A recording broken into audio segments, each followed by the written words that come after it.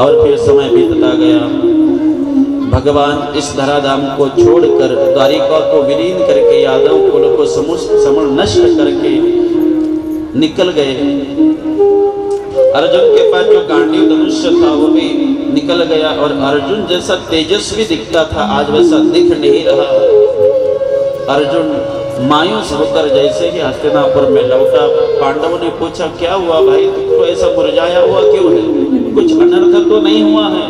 बोले बहुत बड़ा अनर्थ हुआ है, हम सबके पालनहार, इस धरती को संभालने वाले, दुनिया के मालिक आज हमें छोड़कर हमेशा हमेशा के लिए निकल गए। ये सुन रहे थे दिवाली के उस पार कुंती मैया जैसे ही सुना, कुंती माँ ने कि भगवान अब इस धराधाम पर नहीं है, कुंती माँ नीचे गिर गई और उसी समय भगवान के चरणों में अपने आप को समर्पित कर दिया। माँ जब चल बसी तो पांडवों का लक्ष्य नहीं लग रहा था। पांचों भाई ने छोटे से बच्चे जन्म परीक्षित महाराज को राजगद्दी पर बिठाया और कहा बेटा हम चलते हैं। जाते जाते तीन उपदेश करे हैं। कहा कि देखो कभी भी एक आध बार अपना शत्रु भी अपनी शरण में आ जाए तो उसकी रक्षा करना, उसको अभय दान देना। दूसरा उपदेश किया हमेशा अतिथि का सत्कार करना। और तीसरा कहा पाप होते हुए कभी मत देखना, क्योंकि पाप होते हुए देखना भी अपराध है। तीन उपदेश करके पांडव निकल गए। यह परीक्षित महाराज 45 साल तक राज्य करते हैं और पता है 5 साल बाद हमें गृहस्थाश्रम छोड़ के वानप्रस्थ आश्रम स्वीकारना है। पहले के जो राजा महाराजा थे ना, तो ये 1 साल से 25 साल तक विद्या अध्ययन करते थे, 25 साल से 50 साल तक संसार उपभोग करते थे और 50 से 75 साल तक वानप्रस्थ आश्रम में वन में जाकर तप करते थे।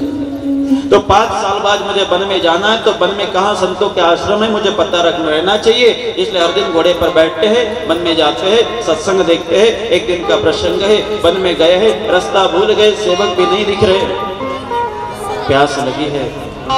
एक आश्रम एक जगह देखे, उस जगह पर प्यारे एक गौ माता रो रही थी और उसके सामने एक बैल खड़ा था जिसके 3 पैर कटे हुए थे, रक्त निकल रहा था। दर्द ये जो गौ माँ है वो रो रही थी। ये जो गौ माँ है ये साक्षात धरती माँ है और सामने जो बैल है वो साक्षात धर्म है। धर्म की 4 पैर है। बैल के 4 पैर होते, धर्म के भी 4 पैर है। कौन कौन से? सत्य, तप, दया और दान। हर युग में धर्म का एक एक पैर कम हुआ है। कृतयुग में सत्य समाप्त हो गया, त्रेता युग में तब समाप्त हो गया, द्वापर युग में दया समाप्त हो गई और कलयुग में आज दान है तो दान भी समाप्त होने के कगार पर खड़ा है। आज लोग दान नहीं देते। यदि आज कोई भागवत कथा में दान देना हो ना तो 50 रुपए, 51 रुपए, 101 रुपया देंगे और कई तमाशा हो रहा होगा ना तो वहां 5000 रुपए देंगे। कई माताएं लास्ट के दिन ग्रंथ पूजन करती है ना, लास्ट के दिन सब लोग ग्रंथ पूजन करते तो कुछ ना कुछ दक्षिणा रखते हैं। तो कई माताएं तो ऐसी होती है पूरे मलकापुर में हर दुकान में जाकर एक नोट चलाएगी, जो कहीं नहीं चलाएगी तो महाराज के सामने लाकर रख देगी कि ये हमारे काम का नहीं, आप रख लो। एक नोट तो मुझे मिली है, मैंने पूरे भारत में चलाने का प्रयास किया, अभी तक नहीं चली, मेरे पास है, जाते जाते मैं आपको दे दूंगा, मलकापुर में चले तो चला लेना। नोट ही ऐसी है प्यारे, आधी 50 की आधी 100 की है, जो कहीं नहीं चलती वो बाहर चल जाती। कहने का तात्पर्य हम दान देने के लिए भी आज उदाहरण नहीं होते। आज धर्म केवल दान रूपी पैर पर खड़ा है और वो पैर भी जब एक काला कलोटा व्यक्ति मुंह को काले का लगा कर आया और वह पैर भी जब काटने लगा तो दौड़कर सुखदेव जी परीक्षित महाराज दौड़कर उस काले व्यक्ति को मारने के लिए आए तो उस काले व्यक्ति ने पैर पकड़ लिए, महाराज महाराज महाराज क्षमा कर दो।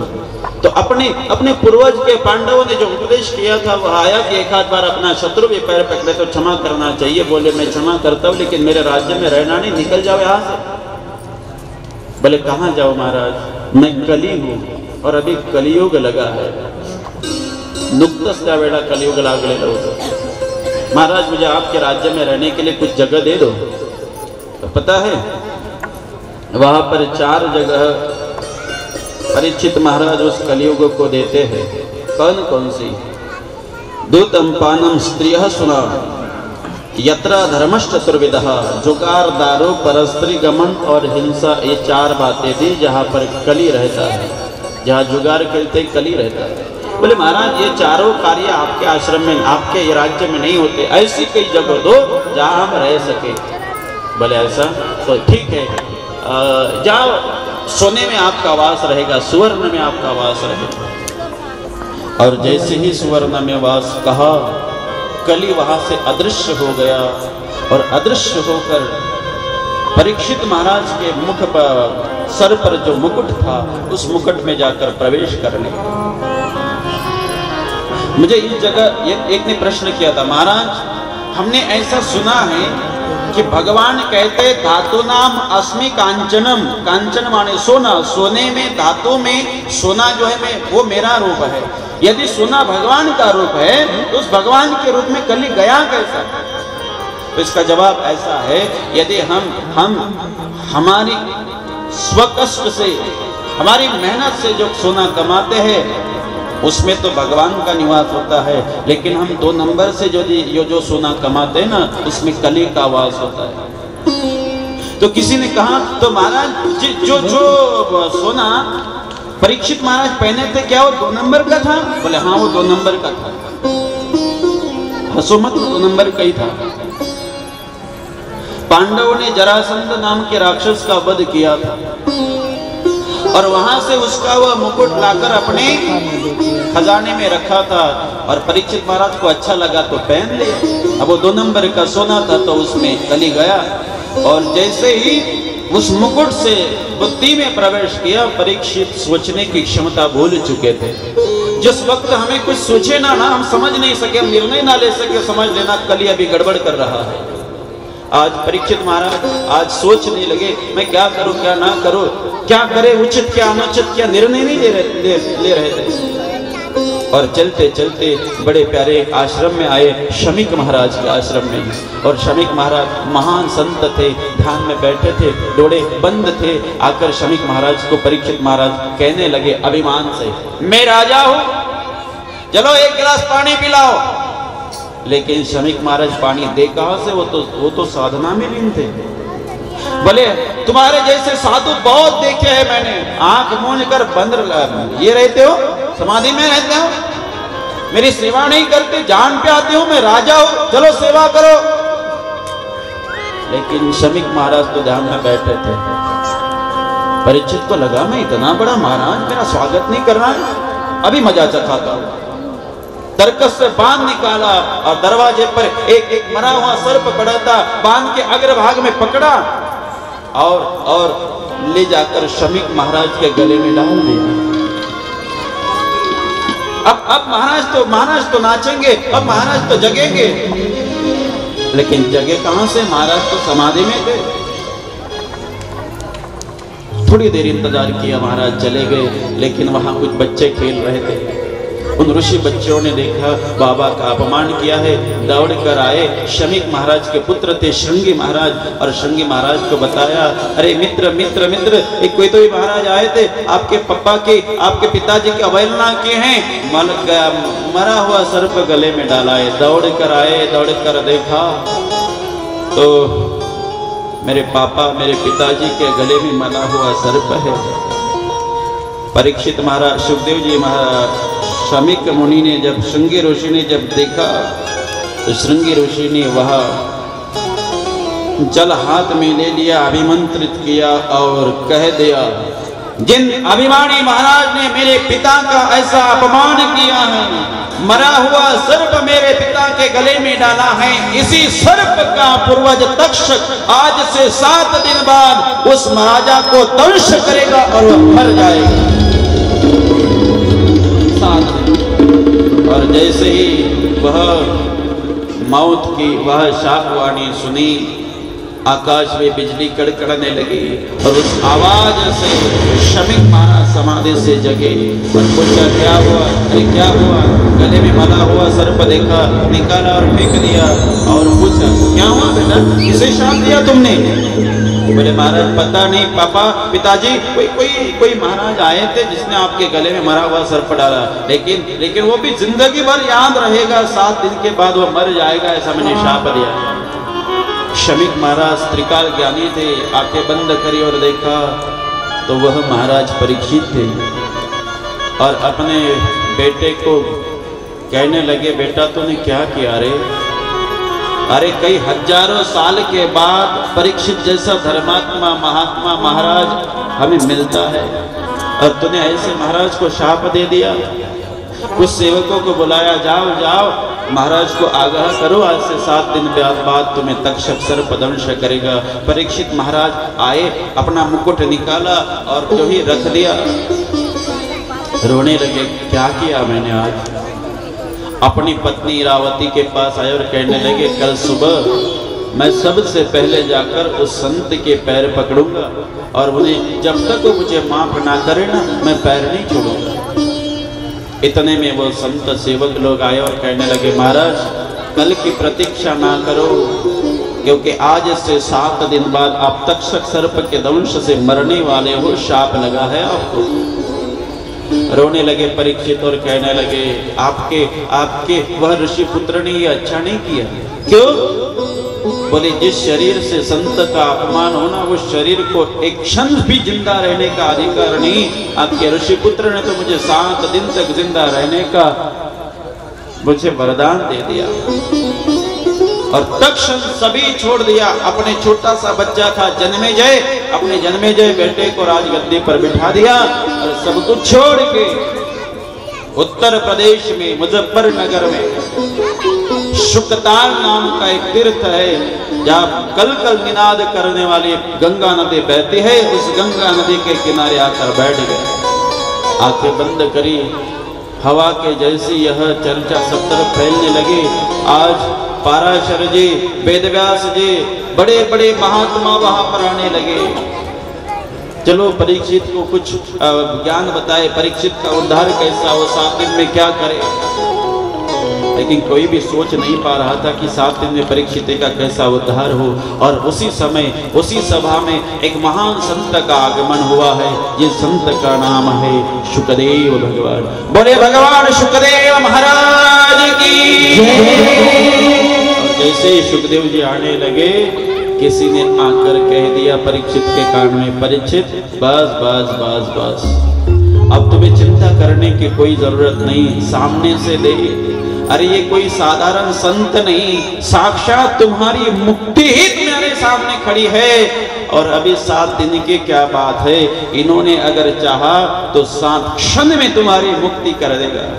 चलो उठो, उनका स्वागत करते हैं। और परीक्षित महाराज उठे, स्वागत किया है, बड़ा प्यारा तिलक किया है। अब सर्वसंग परित्याग करके गए थे, वहां कुछ था तो नहीं आसन देने के लिए, वहीं से रेती निकाली, रेती बालू निकाली, बालू का एक थोड़ा सा बड़ा आसन किया और उस आसन पे शुकदेव भगवान को बिठाया और सामने हाथ जोड़कर शुकदेव जी परीक्षित महाराज बैठ गए। और परीक्षित महाराज ने शुकदेव जी महाराज को प्रश्न किया है, अत पृच्छामि संसिद्धि योगिनां परमं गुरु पुरुषस्य यत्कार्यं म्रियमाणस्य सर्वतः।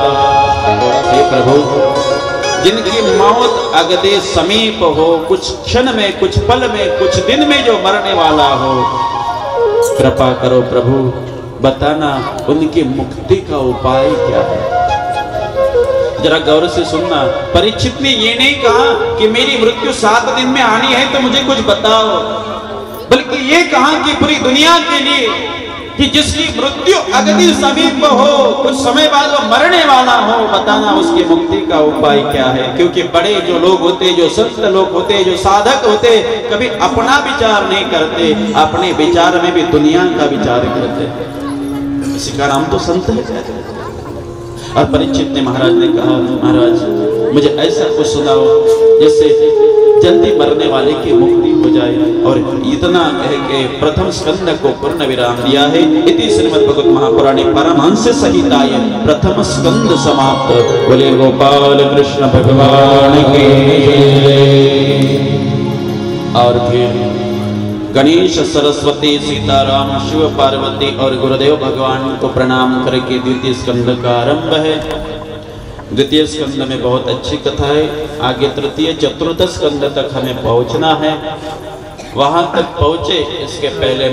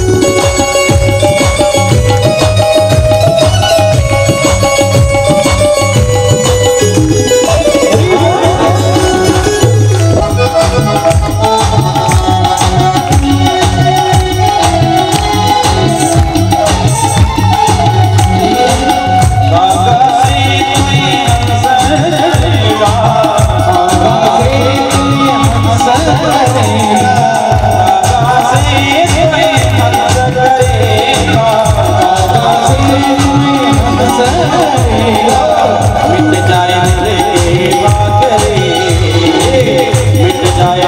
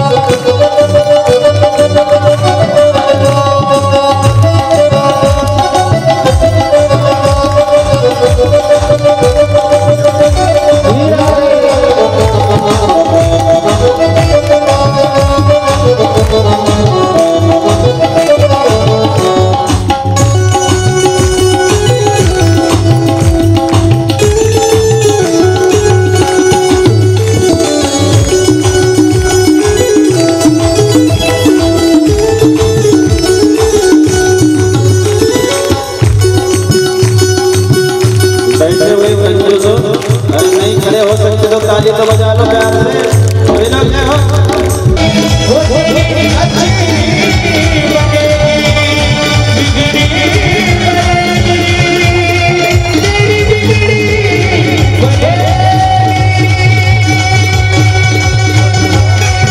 बोले भागवत भगवान की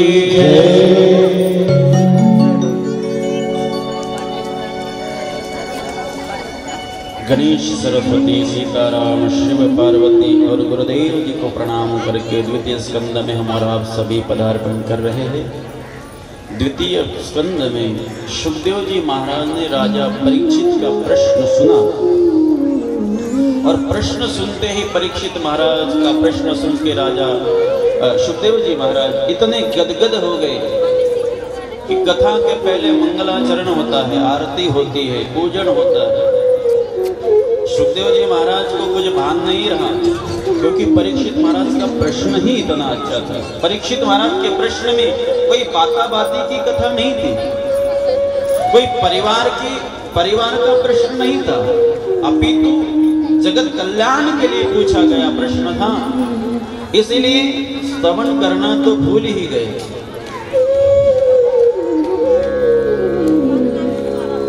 स्तवन करना तो भूल ही गए सुखदेव जी महाराज और सीधा उत्तर देने लगे। केवल्याणेशते प्रश्न कृतो लोकहितो नृपः आत्मविसम्मतं पुंसः श्रोतव्यादेषु यः परः।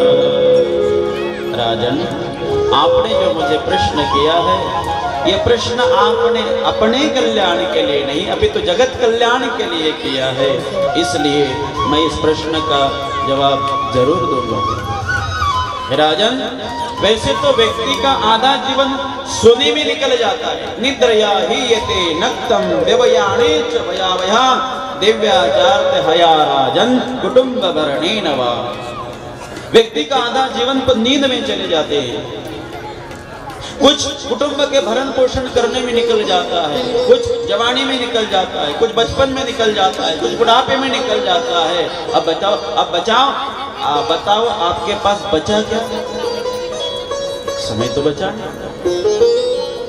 तो इसीलिए जिसकी मौत अगले निकट आ चुके हो, जो कुछ दिनों बाद मरने वाला हो, उसने कुछ नहीं करना, एक ही करना। क्या? कि श्वास श्वास पर कृष्ण भजे, प्रथा श्वास जनि को ना जानी या श्वास के आवन हो या न हो। अगली सांस मिलेंगी ना मिलेंगी कौन जान सकता है रे। इसलिए राजन, हर श्वास में भगवान का चिंतन करो, और यदि आप हर सांस में भगवान का चिंतन करोगे ना तो आप भक्त बन जाओ। और भक्ति दो प्रकार की होती है, एक वैदिक भक्ति और दो भावात्मिका भक्ति, जो हम कल हमने सुना। उसके बाद सृष्टि विस्तार में भगवान को ऐसा लगा, सृष्टि विस्तार की कथा सुनाई गई बाद में, भगवान को ऐसा लगा कि सम एको हम भविष्यामि, मैं एक से अनेक हो जाऊं, तो ब्रह्मा की उत्पत्ति करी। और ब्रह्मा ने जब असमंजस में था कि कैसे करे क्या करे, तो ब्रह्मा जी को चतुश्लोकी भागवत सुनाया गया। अहमेवा समेवाग्रे नान्यत् यत् सत् परम। और चतुश्लोकी भागवत उपदेश जब ब्रह्मा जी ने सुना तो ब्रह्मा जी ने सृष्टि की उत्पत्ति करी। तृतीय स्कंद में बड़ा प्यारा मैत्रेय और विदुर जी का संवाद है, जिसमें सृष्टि विस्तार में 4 प्रकार की सृष्टि की बात कही गई है। अंडज उद्भिद स्वेदज जरायु। जिस धरती पर सृष्टि बनानी थी वह धरती हिरण्याक्ष नाम के राक्षस ने रसातल में लेकर गए थे। भगवान वराह बनकर आए और हिरण्याक्ष का वध किया और पृथ्वी को पुनः अपने स्थान पर स्थापित किया है। उस पृथ्वी पर 4 प्रकार की सृष्टि करी है, अंडज उद्भिद स्वेदज और जरायु। और उसके बाद मानव सृष्टि करने के लिए ब्रह्मा जी ने अपने शरीर के दाहिने अंग से एक बालक का जन्म किया और बाई भुजा से एक कन्या का जन्म हुआ। व्यक्ति का नाम रखा गया स्वयंभू मनु और उस कन्या का नाम रखा गया शत्रुपा। दोनों अयोनिज थे, योनि से जन्म नहीं हुआ इसलिए अयोनिज थे। एक ही योनि से एक व्यक्ति और एक बेटा और बेटी का जन्म हुआ तो उसका आपस में रिश्ता क्या होता है, बहन बेटी, बहन भाई का। लेकिन इनका जन्म योनि से नहीं हुआ, अयोनिज है, इसलिए दोनों का क्या किया, विवाह कर दिया। और स्वयंभू मनु और शत्रुपा दोनों का विवाह हुआ, जिनके घर 3 बेटियां हुई। कौन कौन सी? आकुति, देवहूति और प्रसूति। ध्यान से याद रखना, आज समय नहीं है इसलिए समय से विस्तार से नहीं करूंगा, लेकिन मैं पूछूंगा जरूर आपसे। सृष्टि विस्तार में सबसे पहले पुरुष का जन्म हुआ जिसका नाम है स्वयंभू मनु। एक स्त्री हुई जिसका नाम हुआ शत्रुपा। दोनों का विवाह हुआ, जिनके यहाँ 3 कन्या आई, आकुति, देवहूति और प्रसूति। जिसमें से देवहूति जो है ये महान ऋषि करदम महाराज को ब्याही गई है। और करदम महाराज के घर पहले तो 9 कन्याएं जन्म लिया, अनुसया, अरुंधति, इला, ऐसे 9 कन्याएं, बड़ी बड़ी बात। और 10वें साक्षात भगवान कपिल स्वरूप में प्रकट हुए। बोल कपिल भगवान की। साक्षात कपिल भगवान का अवतार हुआ है। और कपिल भगवान का अवतार होते ही करदम महाराज सब कुछ छोड़ के वन में समाधि में लीन हो गए। कपिल महामुनि ने अपनी माँ को सांख्य शास्त्र का दर्शन कराया गया है। माँ ने पूछा है कि बेटा जी, मेरी इंद्रिय न जाने कितने विषय भोग विलास भोग चुके हैं। मैं एक राजा की कन्या थी, स्वयंभू मनु महाराज की कन्या थी। हर स्त्री जिस सुख की कल्पना करती है ऐसे कामुक विमान में मैंने अपना संसार किया है। संसार के सारे उपभोग मुझे मिले, लेकिन मेरी इच्छाएं अभी तक तृप्त नहीं हुई। बताना जरा ये इच्छा कब तृप्त होती है और ये मन जो है भगवान के चरणों में कैसा लगता है। बड़ा प्यारा दर्शन कराया कपिल महाराज ने। कपिल महाराज कहते हैं, यदि आपको इस मन को भगवान के दर्शन में, भगवान के चरणों में लगाना है ना, तो ध्यान से लगाओ। ध्यान कैसा करो, पहले तो अपने भगवान के चरणों का ध्यान करो, फिर अपने मन को ऊपर उठाओ, फिर भगवान के घुटने का ध्यान कराओ, फिर मन को ऊपर उठाओ, फिर भगवान के वक्ष कमर का ध्यान कराओ, फिर मन को ऊपर उठाओ, भगवान के वक्षस्थल का ध्यान करो, फिर मन को ऊपर उठाओ, भगवान के कंठ का ध्यान करो, फिर मन को ऊपर उठाओ, भगवान के मुख कमल का ध्यान करो, फिर मन को ऊपर उठाओ, भगवान की आंखों का ध्यान करो। और सब मूर्ति का ध्यान जब करोगे तो भगवान आपके चित्त में ऐसा चिपक जाएगा कि फिर निकल नहीं पाएगा।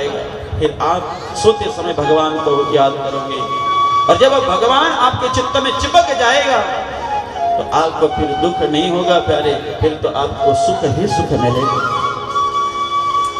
फिर आप भक्त हो जाओगे। भक्त कितने होते हैं महाराज? तो भक्त के 3 प्रकार बताए गए। पहले आपने भक्ति के 2 प्रकार सुने, एक सात्विक, एक वैदिक भक्ति, दूसरी भावात्मिक भक्ति। अभी भक्त के 3 प्रकार बता रहे हैं, एक सात्विक भक्त, एक राजस भक्त और एक तामस भक्त। जरा गौर से सुनना है, ये आपको और कहीं नहीं मिलेगा। बहुत सुविधा सुनी होगी आपने, लेकिन इतना बारीक में बताता कोई नहीं बताता। 3 भक्तों के बारे में बताया। और फिर बहुत सारी कथाएं की, जो भक्ति नहीं करता वो जीव लास्ट में काल के ग्रास बनता है, काल लेकर जाता है, उसे यम यातना भोगनी पड़ती है, 84 लाख योनि में उसे भटकना पड़ता है और फिर जाकर उसे मानव देह में आना पड़ता है। यह देह, यह जीव जब होता है तो सबसे पहले पिता की रेचक पदार्थ में आता है, वहां से माँ के गर्भ में जाता है और माँ के गर्भ में एक दिन का जीव होता है। उस वक्त कलल नाम की संज्ञा होती है। कललम तेक रात्रेन पंचरात्रेन बुद्धम दशाहिनम करकंदु पेशंडम व तपः पर। 5 दिन का जब जीव माँ के गर्भ में होता है तो साबुन के बुलबुले के समान इसकी अवस्था होती है। 10 दिन में थोड़ा कठोर होता है, 1 महीने में शरीर की उत्पत्ति होती है, 7 महीने में पूरा शरीर होता है, लेकिन ऊपर चमड़ी नहीं होती और 7वें महीने में माँ को कुछ खाने की इच्छा होती है ना, ज्याला डोहाळे म्हणतो आपण मराठीमध्ये। 7व्या महिन्याला माईला काहीतरी खायची इच्छा असते, मग माई सांगताय मला हे खायचं आहे, मला ते खायचं आहे, मला अति आंबट खायचं आहे। काही काही माऊल्यांना अति आंबट खावं असं वाटते। चिंचा खाता ना, मला आंबट खावं वाटते, मला चिंचा आणून द्या। किलो भर आंबे खातात महाराज एका दिवसाला। आमचे गुरुवारी पूजने अमृत बाबाजी सांगायचे, त्या अवस्थेमध्ये काही काही मावशात भीतीच वाटतात म्हणे, काही काही तर कोळशेच खातात म्हणे। आता आपण काही पाहिलं नाही बाबा, आपल्याला काही जवळून अनुभव नाही। तो 7 महीने का जब ये जीव होता है, गर्भ में रहता है ना, तो उसे आणि ते सर्व पदार्थ आईच्या गर्भात असणाऱ्या जीवावरती पडते, जीवाला अत्यंत यातना होतात। त्यावेळेला जीव रडतो, हात जोडतो, वाचवा वाचवा वाचवा, पण त्यावेळेला देवाशिवाय दुसरा कोणी नाही। मग तो जीव म्हणजे तुम्ही, म्हणजे मी, आपण जन्माला आलेले सर्व, आईच्या गर्भामध्ये हे सर्व घडलेलं आहे। मग तो जीव हात जोडून त्या देवाला विनंती करतो, देवा एक वेळ करी या दुःखा वेगळे दुरितांचे जाडे उगवणी। देव विचारतं काय करशील तिथं जाऊन? 8वीन पाय हा माझा नवस, रात्र ही दिवस पांडुरंग, रात्रंदिवस तुझं ध्यान करल। असं 2 महिने म्हणतो। किती? 2 महिने। अगोदरचे 7 महिने, नंतरचे 2 महिने, किती झाले?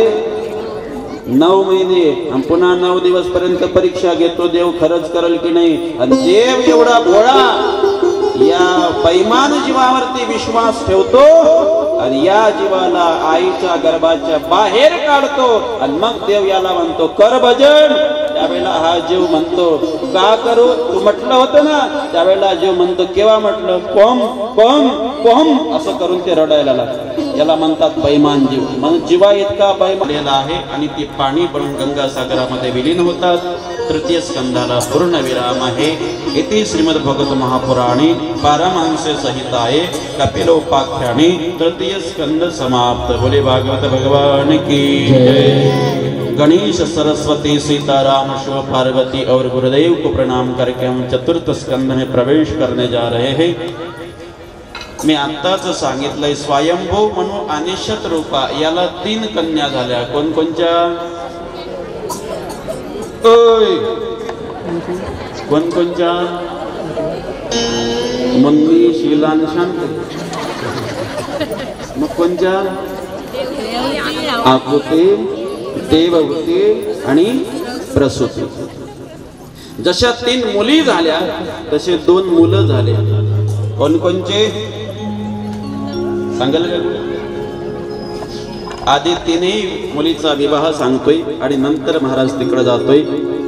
पहिली मुलगी आकृती जिचा विवाह रुची नावाच्या ऋषी बरोबर झालेला आहे। दुसरी पुत्री देवहूती जिचा विवाह कर्दम नावाच्या ऋषी बरोबर झालेला आहे। तिसरी पुत्री प्रसूती जिचा विवाह दक्ष नावाच्या प्रजापती बरोबर झालेला आहे, ज्याच्या घरी साक्षात अंबा परांबा जगदंबा मैया सती स्वरूपामध्ये अवतरल्या होतात। जिचा विवाह शिवजी बरोबर होते। रामकथेमध्ये तुम्ही ऐकलं असेल, दक्षाच्या घरी यज्ञामध्ये जाऊन आपला प्राणत्याग करते, पुन्हा दुसरा जन्म पर्वताच्या घरी पार्वती बनून येते, पुन्हा विवाह भगवान शिवजी सोबत होते।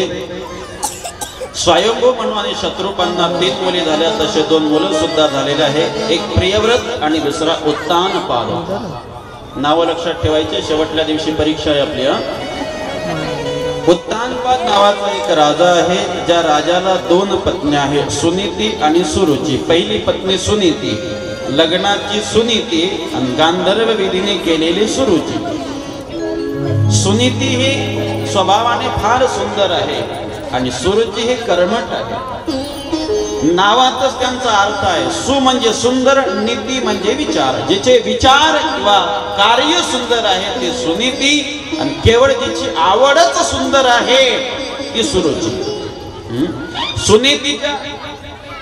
सुनीतीच्या बरोबर गेल्यानंतर जीवाचं कल्याण आहे, आणि सुरुचीच्या मागे लागलं तर जीवाचं पतन आहे. म्हणून माणसाने कधी हे उत्तानपाद हे सगळी कथा आहे, ही कथा फक्त आपलीच कथा आहे.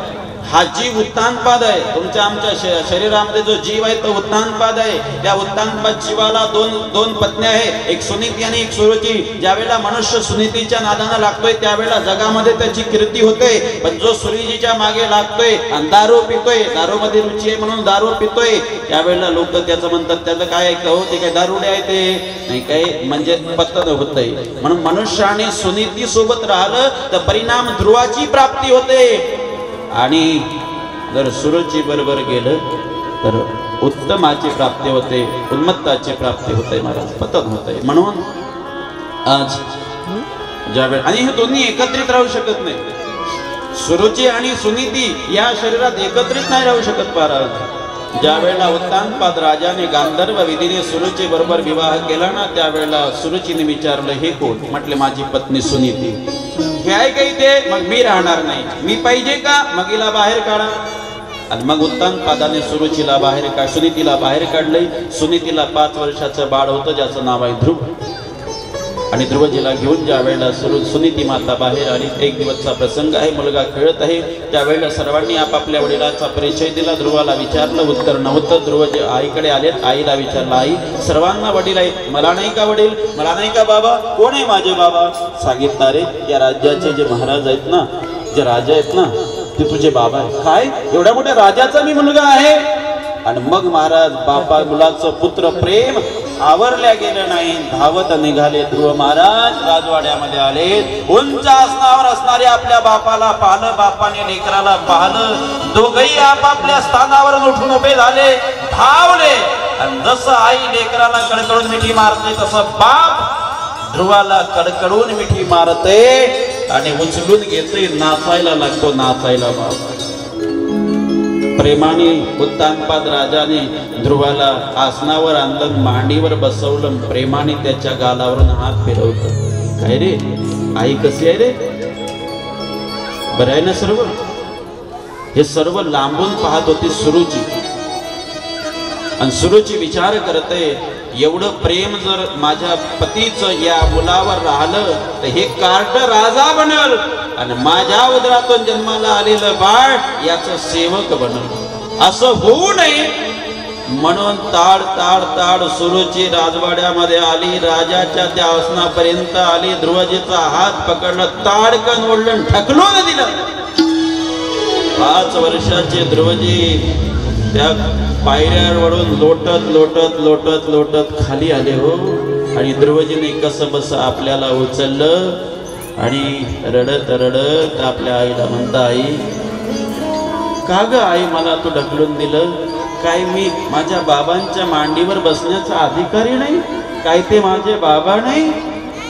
सुरुची म्हणतात, अरे ते जरी तुझे बाबा असले तरी मी तुझी आई नाही, आणि त्यांच्या गादीवर बसण्याचा अधिकार तुझा नाही, माझ्या उदरातून जन्माला येणाऱ्या बाळाचा आहे. तुला वाटतं ना त्या मांडीवर बसाव? तुला वाटतं ना राजा व्हाव? जा जंगलात जा, देवाला प्राप्त करून घेऊन त्या देवाला म्हणाव की मला सुरुची मातेच्या उदरातून जन्माला येऊ द्या. म्हणा, जेव्हा तुझा जन्म माझ्या उदरातून होईल निश्चितच तुला या गादीवर बसण्याचा अधिकार प्राप्त होईल. लहान लेकराच्या समोर महाराज कधी भांडण करू नये का? लहान लेकराच्या चरित्रावरती ते संस्कार बिंबतात. म्हणून पती पत्नीमध्ये भांडण झालं ना, हात जोडतोय तुम्हाला, भांडण झालं ना, लेकर घरात असेपर्यंत गपचूप बसत जा. आणि एकदा लेकर शाळेत गेले दाराची कडी आतून लावत जा, आणि किचन मधले सर्व भांडे वाटून घेत जा, आणि डोकं फुटेपर्यंत भांडत जा. पण लहान लेकरासमोर भांडत जाऊ नका, कारण ते संस्कार त्या मुलावरती पडतात. 5 वर्षाच्या ध्रुवावरती ते महाराज कठोर शब्द लागले हो. धावत धावत ध्रुवजी आपल्या आईपर्यंत आला. सुनीती मातेला कळलं की माझ्या मुलाचा अपमान झाला, रडायला लागले आणि रडत असणाऱ्या आपल्या लेकराला कवटाळून सुनीती मातेनं हृदयाला लावलं. रडना रोना नहीं ध्रुव ध्रुव रोना नहीं, मैंने पहले ही मना दिया था, मत जाओ मत, सुना नहीं तुमने? माँ मेरा अपमान हुआ, मैं इसलिए नहीं रो रहा हूँ माँ. तो क्यों रो रहा है बेटा, क्या हुआ बेटा, कोई तकलीफ है? नहीं माँ मेरा अपमान तो मैं फिर भी सह लेता, लेकिन उसने मुझे जिस माँ ने 9 महीने 9 दिन तक अपनी कोख में संभाल कर रखा, उस माँ को गाली दी. मैं सब कुछ बर्दाश्त कर सकता हूँ माँ, लेकिन मेरे माँ का अपमान सहन नहीं कर सकता. माँ तेरी कोख में क्या कमी है जो सुरुचि माँ ने ऐसा कहा कि तो मेरी कोख से पैदा हो जा? नहीं बुला मुझे उसकी कोख से. और माँ एक कहूँ, जिस राज्य के लिए मेरा और तेरा अपमान हुआ ना, मैं तेरी कोख से यदि पैदा हुआ होगा ना माँ, तो उससे भी बड़ा राज्य लाकर तेरे चरणों में समर्पित कर दूंगा. यदि ऐसा मैं ना कर सका तो तेरे दूध को लजा जाऊंगा माँ, मैं तेरे बेटा नहीं माँ. अपने छोटे से बच्चे को गले से लगा लिया. 5 साल का तो है रे तू, लेकिन 50 साल जैसे अनुभवी लोगों जैसी बात कर रहा है तू, क्या करेगा बेटा? माँ मुझे माँ ने कहा है, सुरुचि माँ ने, कि जंगल में भगवान होते हैं, उनको कहना कि सुरुचि माँ से ये आना, मुझे भगवान को मिलना है. धन्य है वो माँ. माँ ने कहा जा बेटा विजयी भव. और अपनी माँ के चरणों में दोनों नमन किया है. और ध्रुव जी वन में निकल गए. और ध्रुव जी आज वन में जो पेड़ दिख रहा है उससे पूछ रहे हैं भगवान कहाँ है. पत्थर को पूछते हैं भगवान कहाँ है. नदियों को पूछते हैं भगवान कहाँ है. नदियों के कल निनाद करने वाले जल को पूछते हैं क्या आपने मेरे भगवान को देखा? छोटा सा बच्चा, उन्हें क्या पता है भगवान कहाँ रहते हैं, कैसे दिखते हैं, भगवान का तो परिचय नहीं ना. और ध्रुव जी भगवान के दर्शन के लिए व्याकुल पागल हो गए. जो मिले उसे पूछते हैं मेरा भगवान कहाँ है, मेरा भगवान कहाँ है, मेरा भगवान कहाँ है. भगवान को ढूंढने जब निकलोगे ना, तो भगवान भी आपको देखने के लिए आते हैं प्यारे, आपके पास आते हैं. भगवान ने नारद जी को बुलाया, नारद जाओ, मेरा भक्त मुझे देखने के लिए आया है. जाओ उससे थोड़ा सा समझा बुझा के वापस भेज दो. भी बच्चा है वो, छोटा सा बेटा है वो. जाओ समझा बुझाओ उसे और वापस भेज दो. नारद जी कहने लगे धन्य है प्रभु आपकी लीला, आपके भक्त का दर्शन करने का मुझे सौभाग्य मिलेगा. और नारद जी हाथ में बिना एक हाथ में झांझ लेकर चले हैं. मन में भगवान का संकीर्तन है. आइए जल्दी आइए. मन में भगवान का संकीर्तन गाते गाते नारद जी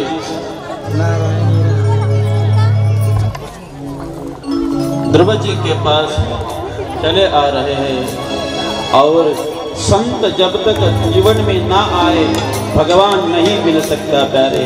आज ध्रुव जी के जीवन में संत का आगमन हुआ है. ध्रुव जी ने संत को देखा, संत ने ध्रुव जी को देखा, लेकिन ध्रुव जी नारद जी से बात नहीं कर रहे. बोले मुझे तो भगवान चाहिए, नारद नहीं. तो नारद को ही कहने लगा मैं नारद.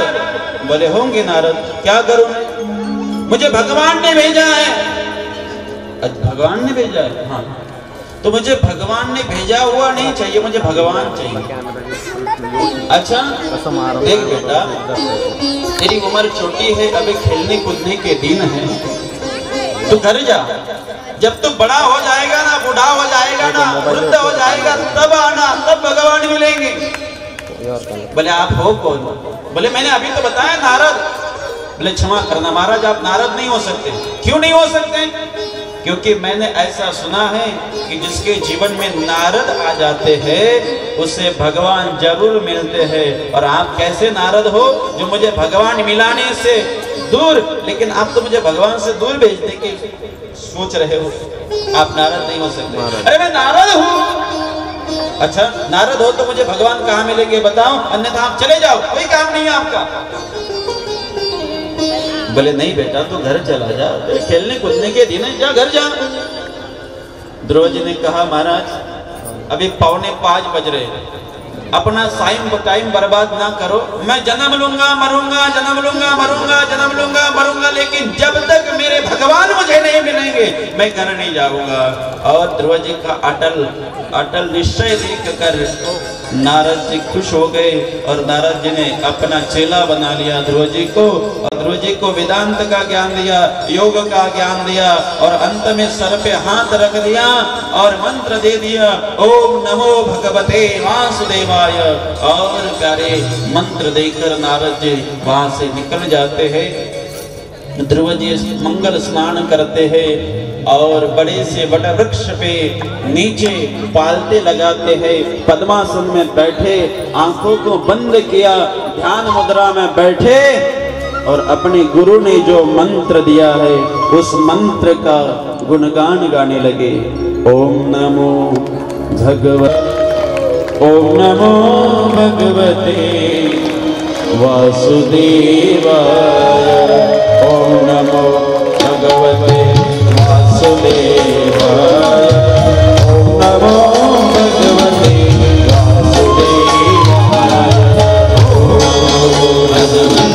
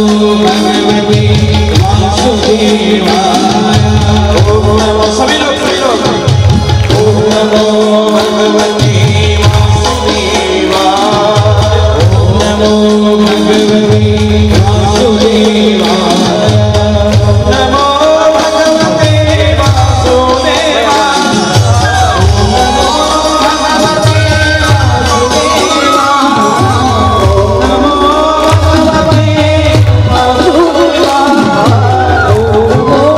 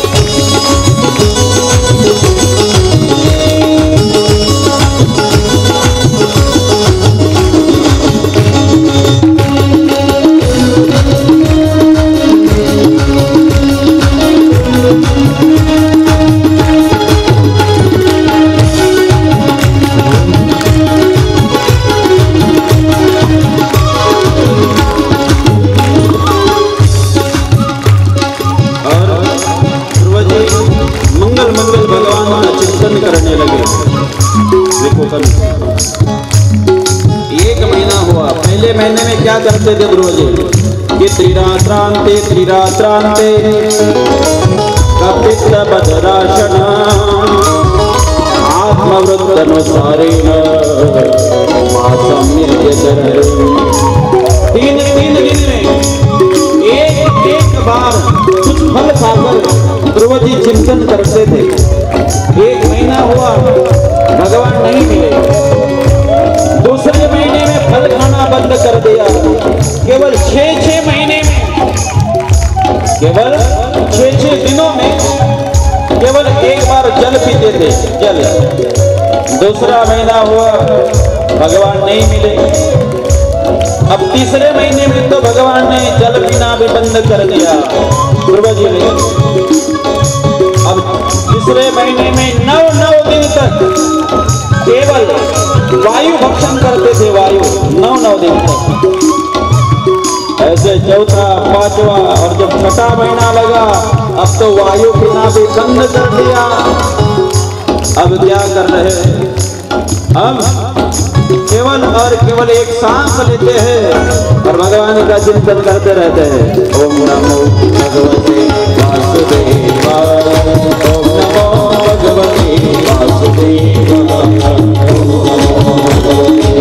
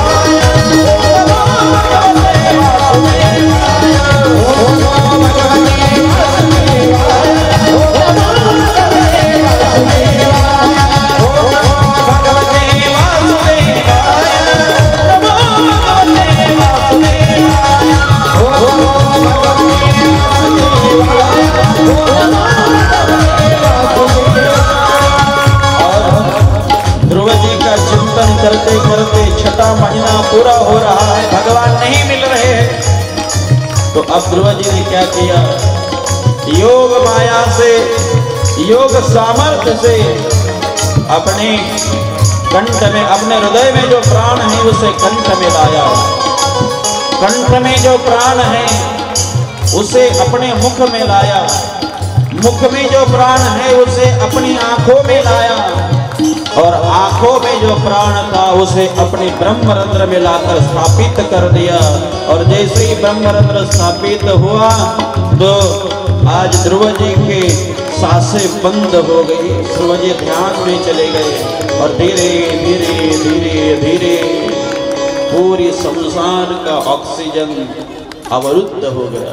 पूरी संसार का ऑक्सीजन, ध्रुव जी ने सांस लेना बंद करी तो ब्रह्मांड का ऑक्सीजन बंद हो गया। अब सभी देवता दौड़ते दौड़ते विष्णु के पास आए और कहने लगे, महाराज ये क्या हो रहा है, सांस नहीं लिया जा रहा है। भगवान ने कहा, डरो नहीं, कुछ हुआ नहीं है। मेरा भक्त पिछले 6 महीने से मेरी याद कर रहा, मैं गया नहीं, अभी जाता हूँ, मैं मेरे भक्त का दर्शन करके आता हूँ। भगवान ने ये नहीं कहा कि ध्रुव जी को दर्शन देने जाना है, बल्कि ये कहा मुझे दर्शन लेने जाना है। और फिर भगवान अपने जगह से अदृश्य हुए और चले हैं ध्रुव जी को दर्शन देने के लिए। ध्रुव जी ध्यान में लीन बैठे हैं और भगवान आज ध्रुव जी को दर्शन देने के लिए अपने स्वरूप में ध्रुव जी के सामने प्रकट हो जाते। बोले नारायण भगवान की जय। ध्रुव जी के सामने साक्षात दुनिया के मालिक प्रकट है, लेकिन ध्रुव जी देख ही नहीं रहे। भगवान को लगा अरे मैं इतना बड़ा भगवान, मैं यहाँ आया, ध्रुव देख नहीं रहा। ध्रुव जी कहाँ से देखे, ध्यान में बैठे थे। तो भगवान अदृश्य होकर ध्रुव जी के अंतःकरण में प्रकट हो गए, और जैसे ही दुनिया को लुभाने वाले भगवान को ध्रुव जी ने अपने हृदय में देखा, उसी क्षण भगवान हृदय से अदृश्य होकर सामने प्रकट हो गए। हड़बड़ाकर ध्रुव जी की समाधि टूट गई और ध्रुव जी समाधि से जग गए, और देखा तो जिस भगवान को मैंने हृदय में देखा था वही भगवान साक्षात मेरे सामने प्रकट है। अब ध्रुव जी भगवान को देखे, भगवान ध्रुव को देखे, देखते देखते देखते 4:55 हो गए। कब तक देखते हैं भगवान, अभी समय नहीं बचा, 5 मिनट शेष है। तो ध्रुव जी के ऐसे होठ फटफड़ाने लगे। अब भगवान को लगा ये छोटा सा बच्चा मेरी स्तुति करना चाहता है, लेकिन इसे आता तो कुछ नहीं है, लेकिन स्तुति करना चाहता है। तो भगवान ने क्या किया, भगवान के हाथ में एक शंख है, उस शंख को ध्रुव जी के गाल को लगाया, और जैसे ही गाल को लगाया बस स्पर्श बालकम कृपया बोले, जैसे स्पर्श किया तो वेद वेदांत का सभी ज्ञान आज ध्रुव जी के हृदय में प्रकट हो गया।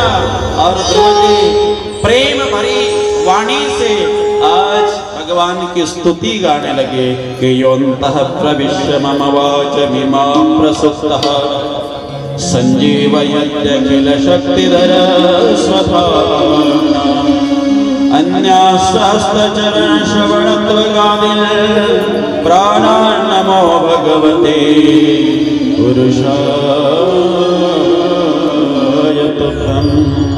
हे प्रभु, जन्म जन्मांतर के पाप से मेरी वाणी लुप्त हो चुकी थी, आपके दर्शन से मेरी वाणी प्रसुप्त हो गई। अब मैं आपकी स्तुति करता हूँ। और आगे बहुत अच्छी स्तुति गाई है। भगवान कहते हैं ध्रुव जी कुछ मांगो, कुछ मांगो, मैं प्रकट हुआ हूँ, कुछ मांगो। ध्रुव जी कहते हैं, और हाँ मैं बता दूं आपको कि दुनिया की सभी चीजें आपको तभी तक अच्छी लगती है जब तक दुनिया बनाने वाले भगवान न मिल जाए। एक बार भगवान मिल जाए तो दुनिया की कोई चीज आपको अपेक्षित नहीं होती है प्यारे, फिर तो पूरी अपेक्षाएं वहां समाप्त हो जाती है। ध्रुव जी इस आस से आए थे कि जिस राज्य के लिए मेरा अपमान हुआ है ना, उस राज्य से बड़ा राज्य मैं मेरी माँ को सौंपूंगा। लेकिन देखो जब भगवान मिले तो ध्रुव जी कहते हैं बस प्रभु अब कुछ नहीं चाहिए, आपका दर्शन हो गया, यही बहुत है। तो दुनिया की चीजें तभी तक अच्छे लगते हैं जब दुनिया वाला भगवान हमें नहीं मिलता। ध्रुव जी ने कहा कुछ नहीं चाहिए। भगवान ने कहा तू कुछ नहीं मांगता, लेकिन मैं दिए बगैर रहता नहीं हूँ, कि मेरा स्वभाव है मैं जब आता हूँ तो देखे जाता हूँ। इसलिए जिस राज्य के लिए तेरा अपमान हुआ है ना, जा मैं वही राज्य तुझे देता हूँ। अभी तुम्हारे पिताजी आएंगे, रथ कर बैठ कर जाना और मना नहीं करना, उस राज्य का अंगीकार करना। और जब ये राज्य उपभोग करके पूरा हो जाए ना, तो मेरा जो विष्णु लोक है ना, वहां आ जाना, मैं वो लोक मैं तुम्हें दे दूंगा। आज से वह ध्रुवलोक के नाम से जाना जाएगा। ध्रुव जी को अडल पद दे दिया। प्यारे हमारे भगवान ऐसे करुणा सागर है, इसलिए 5 साल के छोटे से बच्चे को ध्रुव मिल गए। क्या हमको नहीं मिलेंगे? जरूर मिलेंगे, लेकिन हमारा भाव तो ऐसा हो प्यारे। इसलिए आज ध्रुव चरित्र पर हम यही विश्राम करते हैं। आज की कथा यही विराम देते हैं। आगे की कथा हम कल ठीक 1 बजे से यह आरंभ करेंगे। जरा गौर से सुनिएगा, कल 1 बजे से यह कथा आरंभ होगी। कल की कथा में बहुत प्यारे प्यारे प्रसंग है। कथा तो बहुत है, लेकिन जैसे जैसे समय मिलेगा स्पर्श करते हम चलेंगे। पंचम स्कंद में वृषभदेव जी का संवाद है। फिर कौन सा पाप करने पर किस नरक में जाना पड़ता है, ऐसे 28 प्रकार के नरकों का भी कल पंचम स्कंद में हमें श्रवणपान करना है। षष्ठम स्कंद में बहुत प्यारा अजामिल का दृष्टांत है, और उसके बाद भक्त प्रहलाद जी की कथा है। आगे रामचरित्र भी हमें सुनना है, कई सारी कथाएं हैं, स्पर्श करते हम कल चलेंगे क्योंकि बहुत समय करते करते कल हमें भगवान के जन्म तक जाकर विश्राम करना है। तो कल हमारे कथा में छैल छबीले हमारे बाल गोपाल नंद लाला पधारने वाले हैं, कन्हैया जी पधारने वाले हैं। कल कन्हैया का जन्म है, कृष्ण जन्म कल है। तो कल आप सभी गोपिया बन के आना। गोपिया बन के मतलब सब पीले पीले वस्त्र परिधान करके आना। सभी मैचिंग मैचिंग पीले वस्त्र।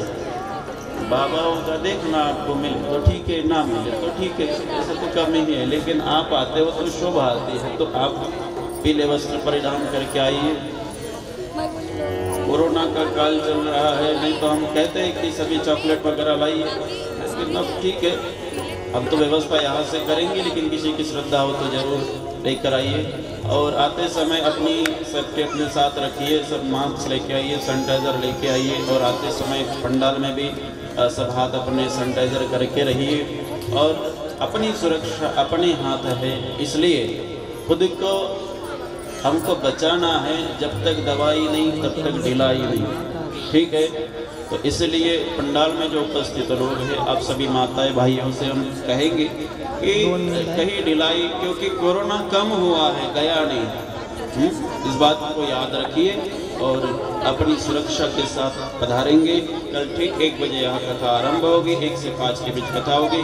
और कल आते समय जो बैठी हुई माताएं थी, अपने गहना घर में छोड़ के आना। गहने कौन से गहने जो आप पहनते हो ना, सोना चांदी के, ये तो छोड़ के ही आना। लेकिन और एक औरत का गहना होता है, वो क्या होता है? LAJJA। नहीं समझ में आया? कर लो ना, LAJJA, लज्जा। औरत का क्या होता है? गहना होता है। माऊलींनी महिला मंडळींनी लाजलंच पाहिजे, पण बँडवर नाचायला, भागवतात नाचायला नाही। म्हणून उद्या कृष्ण जन्मामध्ये गवळणी बनून यायचं आहे आणि सर्वांनी गोपी बनून भगवंताला या ठिकाणी स्वागत करायचं आहे।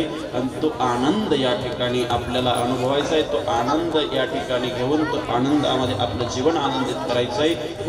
सकाळ बरोबर ठीक दुपारी 1 वाजता सर्वांनी या ठिकाणी यायचं आहे। शेवट ज्यांच्या पुण्यस्मरणार्थ आपण या ठिकाणी कथा करतोय, त्यांच्या चरणी आज हे कथा वाक्पुष्प समर्पित करून आपण आरती करायची आहे। रोज जशा 2 ओवी त्यांच्या चरणावर समर्पित करत आहे, तसं आज सुद्धा 2 ओवी त्यांच्या चरणावरती समर्पित करतोय। ना सुकून से जीना, ना चैन से सोना, गौर से सुनना। हमारे वीर शहीद संजय सिंह जी की स्मृति में यह कार्य है। यह वाक्पुष्प उनके चरणों में समर्पित करने के लिए 2 पंक्ति कहूँगा। ना सुकून से जीना, ना चैन से सोना, बहुत मुश्किल है एक फौजी का बाप होना। न सुकून से जीना, न सुकून से सोना, बहुत मुश्किल है एक फौजी के माँ बाप होना। मैं तो तभी जान चुका था जब ये फौज के लिए तैयार हो रहा था। एक माँ कहती है, एक बाप कहता है, बड़े अच्छा भाव है। मैं तो तभी जान गया था कि ये जब फौज के लिए तैयार हो रहा था कि ये मेरा बेटा नहीं, ये गुरु गोविंद सिंह का लड़ाका है। ये अकेला ही 1.25 लाख से लड़ेगा। ये सेहरा बांध के घोड़ी नहीं, फंदा लेकर फंदा चुम के फांसी चढ़ेगा, दुश्मनों को मार के आएगा। तो इसी शब्दों के साथ अपनी वाणी को विराम देता हूँ। अभी आरती होगी, 2 मिनट संकीर्तन होगा, बाद में आरती। राजा राम राम राम सीता राम राम राम, राजा राम राम राम सीता राम राम।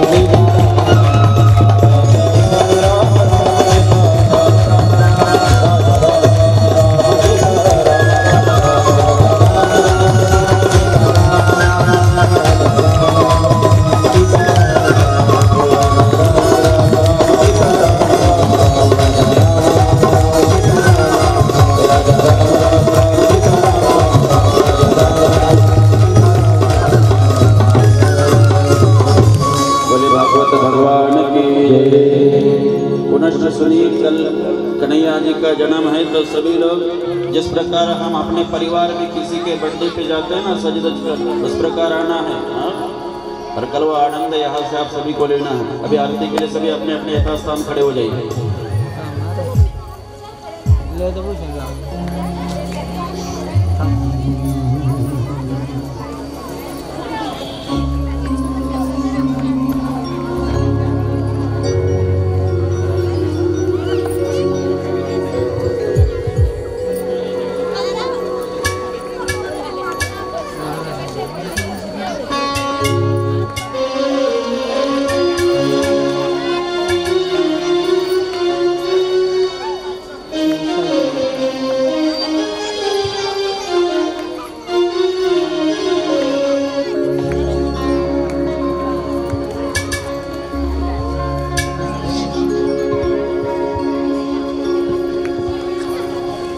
बोले भागवत भगवान की जय। आरती अति पावन पुराण की, धर्म भक्ति विज्ञान पान के।